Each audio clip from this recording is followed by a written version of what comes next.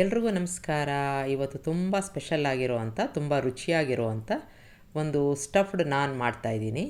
ಮನೆಯಲ್ಲೇ ತುಂಬ ಸುಲಭನಾಗಿ ಮಾಡ್ಕೋಬೋದು, ತುಂಬ ರುಚಿಯಾಗಿರುತ್ತೆ. ಏನಾದ್ರು ಸ್ಪೆಷಲ್ ನೀವು ಮಾಡ್ಕೋಬೇಕು ಅಂತ ಅನಿಸಿದ್ರೆ ಈ ರೀತಿಯಾಗಿ ಮಾಡ್ಕೋಬೋದು. ಒಂದು ವಿಶೇಷ ಅಂತಂದರೆ ನಾನು ಇದನ್ನು ಒಂದು ಗೆಣಸಿಂದ ಮಾಡ್ತಾಯಿದ್ದೀನಿ. ನಿಮಗೆ ಗೆಣಸು ಬೇಡ ಅಂತಂದರೆ ಇದರ ಬದಲಾಗಿ ಆಲೂಗೆಡ್ಡೆ ಅಥವಾ ಪನ್ನೀರು ಯಾವ್ದು ಬೇಕಾದರೂ ಹಾಕ್ಕೋಬೋದು.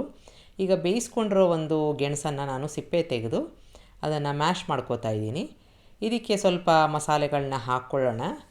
ಈಗ ಅರಿಶಿನ ಹಾಕ್ಕೊಂಡಿದ್ದೀನಿ, ರೆಡ್ ಚಿಲ್ಲಿ ಪೌಡರ್ ಹಾಕ್ಕೋತಾ ಇದ್ದೀನಿ, ಒಂದೇ ಒಂದು ಹಸಿಮೆಣಸಿನ್ಕಾಯಿ ಹಾಕ್ಕೋತಾ ಇದ್ದೀನಿ, ಒಂದು 1/4 ಟೀ ಸ್ಪೂನ್ನಷ್ಟು ಓಂಕಾಳು, ರುಚಿಗೆ ತಕ್ಕಷ್ಟು ಉಪ್ಪನ್ನು ಹಾಕ್ಕೊಂಡು, ಗರಂ ಮಸಾಲ, ಹುರಿದು ಪುಡಿ ಮಾಡಿರುವಂಥ ಜೀರಿಗೆ ಪುಡಿನೂ ಹಾಕ್ಕೊಂಡು, ಕೊತ್ತಂಬರಿ ಸೊಪ್ಪು ಹಾಕ್ಕೊಂಡು ಎಲ್ಲವನ್ನು ಚೆನ್ನಾಗಿ ಮಿಕ್ಸ್ ಮಾಡ್ಕೋಬೇಕು. ಗೆಣಸನ್ನು ಬೇಯಿಸ್ಕೊಂಡಾಗ ಅದು ಡ್ರೈ ಆಗಿದ್ದಾಗ ತುಂಬ ಚೆನ್ನಾಗಿರುತ್ತೆ. ನೀರು ಆಗಿರೋದು ಬೇಡ. ಯಾಕೆ ಅಂತಂದರೆ ನಾವು ಒಂದು ಕಣಕದಲ್ಲಿ ಇಟ್ಟು ಅದನ್ನು ಲಟ್ಸಿದಾಗ ತುಂಬ ಮೆತ್ತಗಾಗ್ಬಿಡುತ್ತೆ. ಈಗ 1.5 ಕಪ್ನಷ್ಟು ನಾನು ಗೋಧಿ ಹಿಟ್ಟನ್ನು ಕಲಿಸ್ಕೋತಾ ಇದ್ದೀನಿ. ಹಾಕ್ಕೊಂಡು ಇದಕ್ಕೆ ಒಂದು 1/4 ಕಪ್ನಷ್ಟು ಮೈದಾನ ಹಾಕ್ಕೋತಾ ಇದ್ದೀನಿ. ನಿಮಗೆ ಮೈದಾ ಬೇಡ ಅಂತಂದರೆ ಬರೀ ಗೋಧಿ ಹಿಟ್ಟಲ್ಲಿ ಮಾಡ್ಕೋಬೋದು. 2 ಸ್ಪೂನ್ನಷ್ಟು ತುಪ್ಪನ ಹಾಕ್ಕೋತಾ ಇದ್ದೀನಿ. ಇದ್ರ ಜೊತೆಗೆ 1 ಸ್ಪೂನ್ನಷ್ಟು ಸಕ್ಕರೆ, ಆನಂತರದಲ್ಲಿ ಉಪ್ಪನ್ನು ಹಾಕ್ಕೋತಾ ಇದ್ದೀನಿ. ಇದಕ್ಕೆ ಕೊತ್ತಂಬರಿ ಸೊಪ್ಪು, 1/4 ಟೀ ಸ್ಪೂನಷ್ಟು ಬೇಕಿಂಗ್ ಪೌಡರ್ನ ಹಾಕ್ಕೊಂಡು ಚೆನ್ನಾಗಿ ಕಲಿಸ್ಕೋಬೇಕು.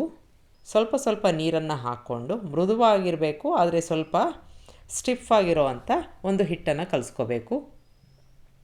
ಪೂರಿ ಹಿಟ್ಟು ಥರ ತುಂಬ ಗಟ್ಟಿಯಾಗೂ ಬೇಡ, ಚಪಾತಿ ಹಿಟ್ಟಿನ ಥರ ತುಂಬ ಮೆತ್ತಗೂ ಬೇಡ. ಇದನ್ನು ಒಂದು 30 ನಿಮಿಷ ನೆನೆಯೋಕ್ಕೆ ಬಿಡೋಣ. ಈಗ 30 ನಿಮಿಷ ಆಗಿದೆ. ಇನ್ನೊಂದು 10-20 ಸೆಕೆಂಡು ಇದನ್ನು ನಾದ್ಕೊಂಡು ಒಂದು ದೊಡ್ಡ ನಿಂಬೆಹಣ್ಣಿನ ಗಾತ್ರದಷ್ಟು ಹಿಟ್ಟನ್ನು ತೊಗೋಬೇಕು. ಈಗ ಇದನ್ನು ಒಣ ಹಿಟ್ಟಿನಲ್ಲಿ ಅದ್ಕೊಂಡು ಗೋಧಿ ಹಿಟ್ಟನ್ನ ನೀವು ತೊಗೋಬೋದು. ಈಗ ಲಟ್ಟಿಸ್ಕೊಳ್ಳೋಣ. ಸ್ವಲ್ಪ ದಪ್ಪನಾಗಿ ಲಟ್ಟಿಸ್ಕೋಬೇಕು, ತುಂಬ ದಪ್ಪಕ್ಕೆ ಬೇಡ, ಹಾಗಂತ ತುಂಬ ತೆಳ್ಳಗೂ ಬೇಡ, ಇಷ್ಟಾದರೆ ಸಾಕು. ಈಗ ಲಟ್ಟಿಸ್ಕೊಂಡಿದ್ದಾಗಿದೆ ಅಂತಾದರೆ ಇದಕ್ಕೆ ನಾವು ಮಾಡಿಕೊಂಡಿರೋ ಈಗಾಗಲೇ ಮಸಾಲೆ ಬೆರೆಸಿ ಇಟ್ಕೊಂಡಿದ್ದ ಒಂದು ಸ್ಟಫನ್ನು ಇಟ್ಕೊಂಡು ಎಲ್ಲ ಬದಿಯಿಂದಲೂ ಈ ರೀತಿಯಾಗಿ ಸೀಲ್ ಮಾಡ್ಕೋತಾ ಬರಬೇಕು. ಚೆನ್ನಾಗಿ ಸೀಲ್ ಮಾಡಿಕೊಂಡು ಎಕ್ಸ್ಟ್ರಾ ಹಿಟ್ಟಿದ್ರೆ ಅದನ್ನು ತೆಕ್ಕೊಂಬಿಡಬೇಕು. ಈ ಥರ ಪ್ರೆಸ್ ಮಾಡಿಕೊಂಡು ನಿಧಾನಕ್ಕೆ ಕೈಯಲ್ಲಿ, ಒಣ ಹಿಟ್ಟು ಬೇಕಾದರೆ ಹಾಕ್ಕೋಬೋದು, ಲಟ್ಸೋದು ಬೇಡ. ಕೈಯಲ್ಲೇ ಈ ರೀತಿಯಾಗಿ ಹಗುರವಾಗಿ ತಟ್ಕೋಬೇಕು.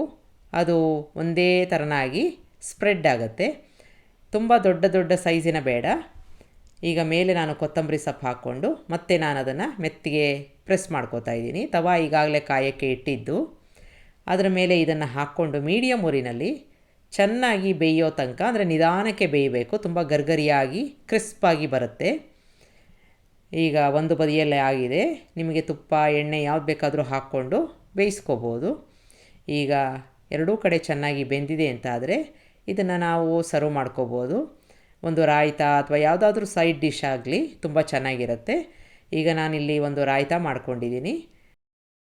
ಸರ್ವ್ ಮಾಡೋಕ್ಕೆ ಮುಂಚೆ ಈ ರೀತಿಯಾಗಿ ಪ್ರೆಸ್ ಮಾಡಿದಾಗ ಗರ್ಗರಿಯಾಗಿರೋದ್ರಿಂದ ತುಂಬ ಹಗುರವಾಗಿ ಅದು ಒಂಥರ ಕ್ರ್ಯಾಕ್ಸ್ ಡೆವಲಪ್ ಆಗುತ್ತೆ. ತುಂಬ ಚೆನ್ನಾಗಿರುತ್ತೆ ನೋಡೋಕ್ಕೆ. ಒಂದು ಸಲ ಮಾಡಿ ನೋಡಿ. ನಿಮಗೆ ರೆಸಿಪಿ ಇಷ್ಟ ಆದಲ್ಲಿ ಲೈಕ್ ಮಾಡಿ, ಶೇರ್ ಮಾಡಿ. ನಮಸ್ಕಾರ.